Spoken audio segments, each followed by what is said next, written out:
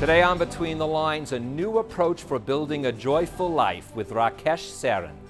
Welcome, I'm Barry Kibrick. Rakesh is a professor of management at the prestigious Anderson School of Management at UCLA. Along with his co-author, economic professor Manel Bausells, they have been conducting groundbreaking research on happiness for more than a decade. Now, what do professors of economics and management have to do with happiness? Well, they are experts at solving puzzles. And with their book, Engineering Happiness, they show how to solve one of life's greatest puzzles, the quest for a more blissful existence. I'm a writer today because I was a reader when I was 11 years old. And it was... You do not need to prove your state of happiness to anybody. Most of these speeches were as much as a month in preparation. Characters, the heroes in this book, are seekers of truth in a story that involves a lot of corruption. You don't get a chance to really talk about what's real, and it's the purpose of the movie. Professor Sarin, welcome to Between the Lines. It's a pleasure to have you here. It's good to be here, Barry, with you. Thank you. I've had numerous books on happiness, and what caught my attention to this one was the fact that normally they've been written by either philosophers or theologians or something of that nature. Right. This time it's written by an economist and a business manager, right. All of them very much practical engineers, right. Which you say engineering happiness, very right. Different. Right. You're looking at this from a completely different perspective. Right. So Barry, Manel, my co-author, and I started thinking about it about 10 years ago. And we said there is so much information now, so much data from all over the world, but it is haphazard and disorganized. Can we give a structure? And that's where the engineering comes in. So we look at literature from psychology, economics, religion, ancient wisdom, and of course the data. And then we come up with 6 laws of happiness that in our view organize all of the information that we looked at. Well, we're going to go over those 6 laws, but first, just like in any scientific approach, there's an equation. Right. And you have numerous equations, but right. The one that is really paramount throughout right. The whole book is this: happiness equals reality minus expectations. Right. You are absolutely right, Barry. And starting with that equation, then we build on it. But the key part of the equation is that the happiness is relative. Now, if you think about it, if happiness was absolute, then all of us who are here are going to be extremely happy. Our happiness should be off the chart. Why? Because compared to our ancestors, we have so much more: running water, electricity, cars, iPhones.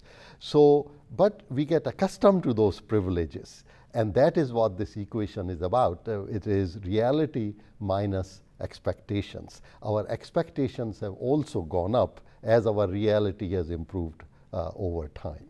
It's also, you even say, from Socrates to Aristotle, and I'll even go to Jefferson. Right. It's always a pursuit right. of happiness that we're looking for right. this magical thing right. to make us feel that way. Right. It is not, and happiness too is not just this momentary feeling, although we'll right. discuss it from moment right. to moment, right. but it is a consciousness that we develop because it's ingrained in us from the right. beginning of time. That's right. So you are right. Aristotle and Socrates said that that it is a basic human desire to be happy. And really happy people tend to be healthier, live longer, and have better social relationships. So the question becomes, how do we become happier? And the key premise in our book, Barry, is that happiness is a choice.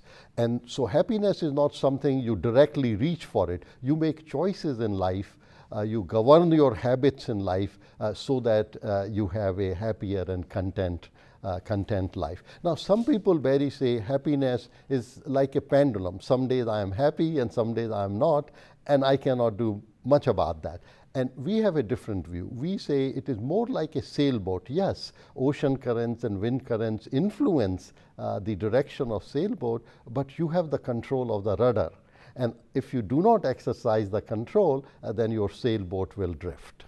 Now, you said one key thing that really took my breath away is happy people live longer. And you actually cite a study in here that they did with nuns, actually. Exactly. And they found out, and it was an extensive number of them, so this is not a small statistical number. No. They found out that happiness increases life expectancy by, I believe it's 9 years, while if you stop smoking, if you're a non-smoker, you only increase your life expectancy by 3 years. That's right. So happiness outweighs non-smoking when it comes to life expectancy. That's right. And it is not just living longer number of years, which is correct in Nunn's study, but also happy people have a healthier life, and therefore it is a better quality of life.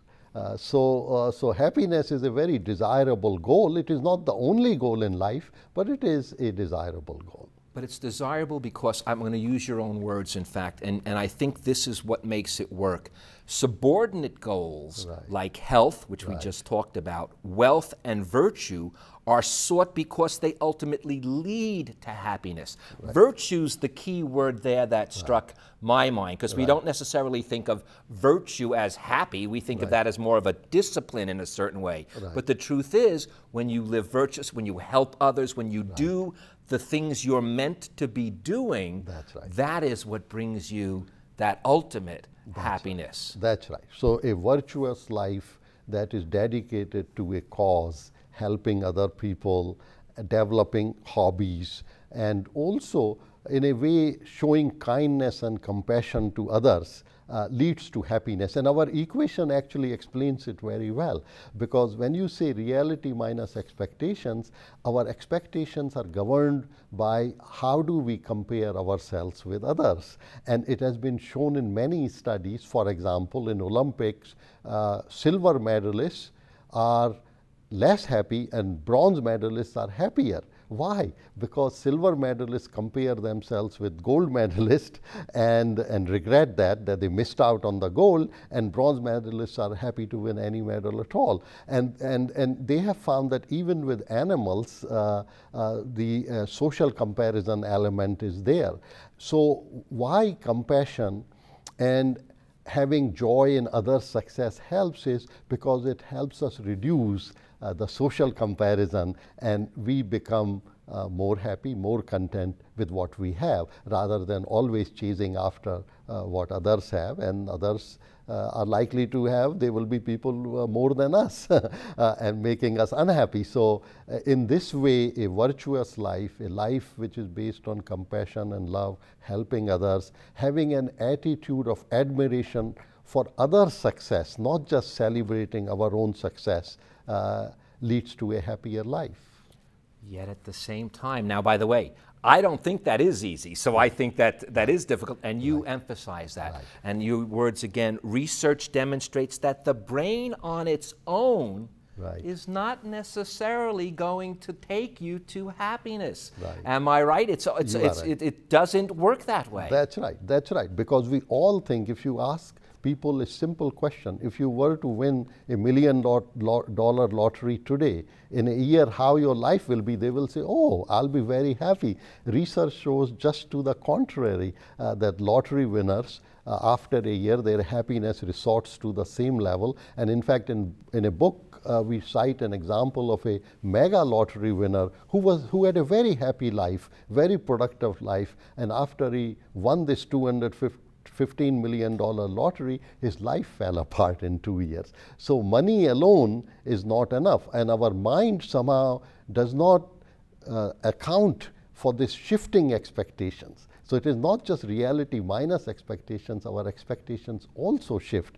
So as we work harder to make more money and maybe buy a bigger house, a fancier car, so our expectations shift. So for a while we are happy, but soon the expectations catch up. And there is no wonder that American mega millionaires living in these big mansions are barely happier than Maasai warriors who live in huts in Kenya. So this is why we have to be careful that it is a more complex thing, but if we make right choices, we can all improve our happiness. Now, you just brought out all the cultural differences that we can have, but yet you say the laws of happiness are universal. Yes. So even if culturally, like you said, the Maasai warrior may be more happy in his hut than the lottery winner in his mansion, the laws that still govern what makes us happy are universal. Yes. So we talk about that. Both my co-author and I have a very different upbringing. I'm Hindu in religion. He's Catholic. He was born in Spain. I was born in India. We have age difference. And yet when we think about it, the laws of happiness apply equally to both of us. Yes. Now, in the book, we talked about this minus expectations, but you also use the word from moment to moment.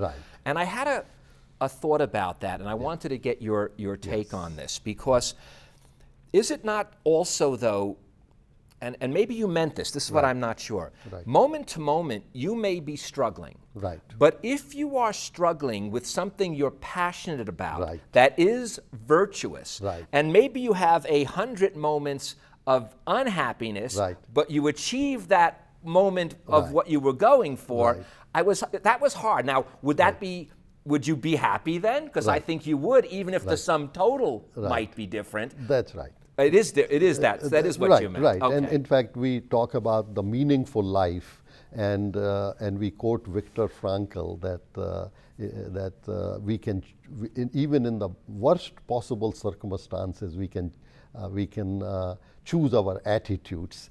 So what we mean when we say moment to moment happiness, that may be a way of measuring, but we have to look for, in advance of the experience, let's say somebody is celebrating anniversary. It may last a very short time, but anticipation of it, the experience and the recall of it. So in your example, when you lead a virtuous life, you attain a goal, help others, then your recall is so wonderful because you feel that I really did something that was worthwhile. It is the same thing with travelers who would go on some journey that may be very difficult, and during the journey their moment to moment happiness may be low because they are cold, they are tired, their feet are hurting, but when they are all done, those are the fondest moments they recall. So yes, it is about the longer term. It's not about maximizing just the instant happiness of that time. Well, I think you use it well when you say the word flow, because that's what it is. It's flowing from the experience to the experience to the experience, and as well as keeping the mission and the focus there. But then right afterwards, you talk about the opposite of that is when that mind just begins to wander. And that's when we can get ourselves in trouble. That's right. That's right. Because somehow our mind wanders more to negative things than to positive things. What is that all about? I have done so many shows on this subject, and I cannot get over that aspect of it, because it is so true, isn't it? That's right. And that is why we have to cultivate this habit of emphasizing the positives in our life and reducing the negatives. Because otherwise, left to itself, mind will go toward negative things, and each one of us could use a different heuristic. In my case, for example, getting stuck in traffic sometimes creates stress, and I say, stop it, it's a negative thought, and I start listening to music or thinking about something else. So we have to train our mind, because yes, we are wired to wander into these negative things, but we should not ruminate on it. We ought to stop that thought and think about something positive. And the faster we can stop it, the faster we can make those times, that what increases our happiness, isn't it? That's right. That's right. Now, this was something I wanted to bring up as well, and that was that total happiness must take into account that roller coaster feeling. So we have to really, in order to be happy, understand we are going to go on that roller coaster ride no matter how hard we try to be happy. So appreciate the roller coaster. Exactly. For example, we give an example, a parable which is well known of some stonemasons working, and one stonemason says, I'm sanding a marble, other one says I'm digging a foundation, but the third one says I'm building a cathedral. So think about it, all of them are doing very hard work, and there would be moments where they would feel that it is stressful, requires very hard work. But the person who thinks he's building a cathedral, he will derive happiness when the goal is attained. So in our daily life, if we set a goal, make a progress towards that goal, and sometimes during the progress there will be hard time. Whether the goal is weight loss or it is environmental cause, whatever it is, we get happiness by making a progress and achieving the goal. You even say that the great Prince Siddhartha, he didn't even seek happiness. He sought enlightenment, which was even a higher goal, which brought then the happiness along. So it's not so much something you seek, it's something that almost comes along with you if you do the right thing. Do the right thing. And for Mother Teresa, we said it was nurturing, helping the hungry and the naked and those who did not have much, sick. And that was her way of attaining happiness. So people have to figure out what is their passion, what is their mission in life, and it's going to be different for different people. And then happiness comes our way if we do things, the right things that are right for us. And each individual, it's going to be a different thing. For some people, it is raising the family that is most important, and other people, it may be a pursuit of some environmental cause or political cause. You know, it frankly does not matter. Are you passionate about it, and are you doing the right things? Are you leading a meaningful life to achieve those goals? Then happiness will come your way. You quote the great coach John Wooden, yes. And you have to. You come from UCLA. I bet that's mandatory. You must at least. I was very blessed to have Coach Wooden on the show as well, and the quote that you use in here was what made up the basis of our conversation, and that is to achieve that ultimate success truly in life. It's really about what is the best thing, and this is what you were intimating before, for you to do. How can you be the best that you can be? Forget about the team, forget about the guy you're playing with. It's how the best you can be. That's the only thing you have even the slightest control over anyway. Exactly. So I totally agree with you that we ought to be looking inwards in our own life and trying to improve our lives. But we should recognize, like you said earlier, Barry, that our brain is wired to make social comparisons. And it will take us there, but we don't need to make it too toxic. Some social comparisons have to be there because that's how we evaluate how well we are doing. It is just that we need to keep in check that these social comparisons, if remained unchecked, could destroy our happiness, because there is always somebody who is better looking, who has a bigger car or a better car or a better house. There is no end to it.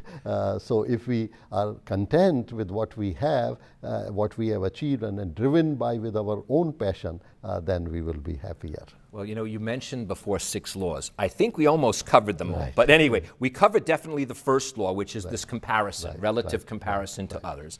We covered the second law, which is the expectations and the shifting of those expectations. Here's one. The third one is an aversion to loss.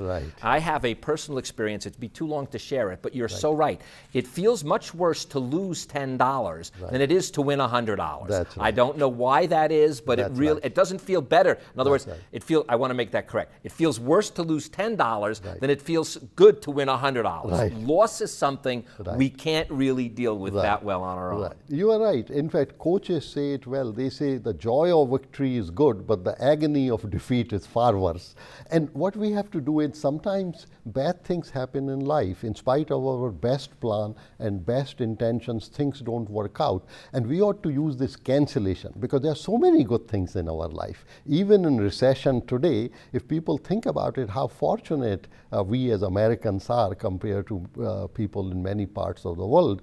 So then we say, okay, there are so many good things and some bad thing happens, then we use this cancellation and then we feel happier. But you are right. If we look in isolated case, the loss, it hurts. It is something our mind says, our brain says to avoid. And so we ought to use a broader frame about life and be thankful to what we have. Well, you said frame. That's one of the laws. Part of it is reframing how you look at all of the losses and all of the wins. It's a literally reframing that you once again have control over. You may not have control over the situation, but how you reframe the way you're going to react to it, you have control over that. Right. So if you think about reality minus expectation, you begin to think, I can manage my expectations, whether it is about money, material aspirations, or even relationships, and control those. Also, I can view the reality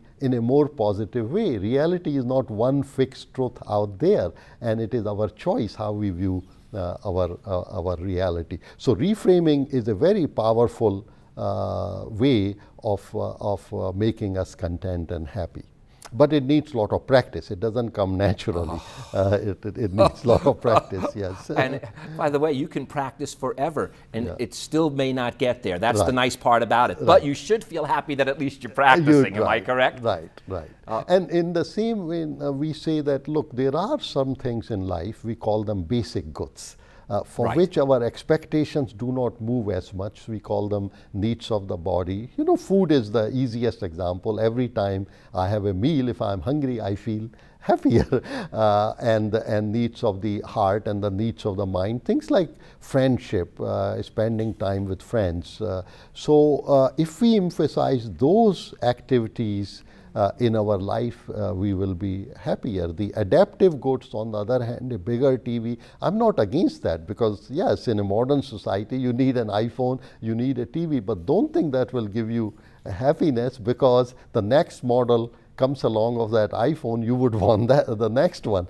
So these material aspirations, they have a way of keeping our happiness constant. It is very difficult to. There was a study we cite in the book that people were asked how many of these big ticket items do you have and what is your ideal for a good life. So when they had 2.5 average and they said 4, and 15 years later they had 4 or more, and they said what is the ideal? Well, now it is 6.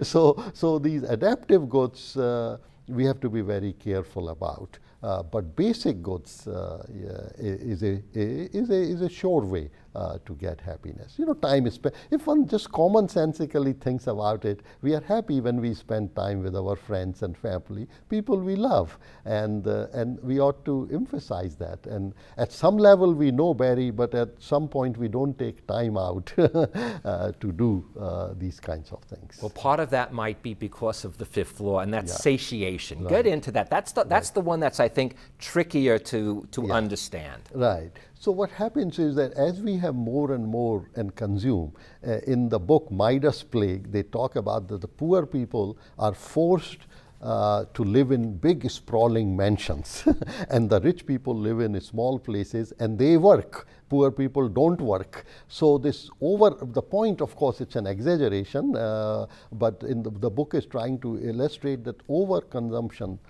dulls our senses and we are less happy. So in the satiation, what we talk about is that don't let this more and more desire for consumption make you like nothing at some point. What you do is you cultivate interest in things, so you take enjoyment in the details. So you see, you can look at a patch of flowers in one way, well, it's just flowers. Or you can look at the details and now you see the variety. And we all get happiness if there is variety, and otherwise we get this dullness of the senses. Yes. Well, you know, it's very funny because you say also that when we make this adjustment, do them in increments, small increments. Right. Don't just fill up the glass. As they say, the glass is half full. Don't just fill up the glass at once. Small increments build to a more long-lasting form of happiness. So we call it crescendo strategy, because the idea is our expectations keep shifting. So it is about climbing a ladder rather than how tall is your ladder. And if you build in small steps, then your happiness increases, because we are a little bit ahead with respect to our expectations.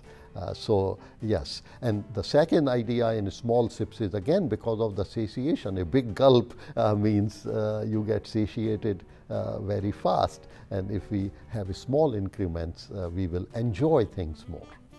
Well, speaking of enjoyment, I've enjoyed our time, but it is up, Dr. Sarin. But I'm going to end with these words.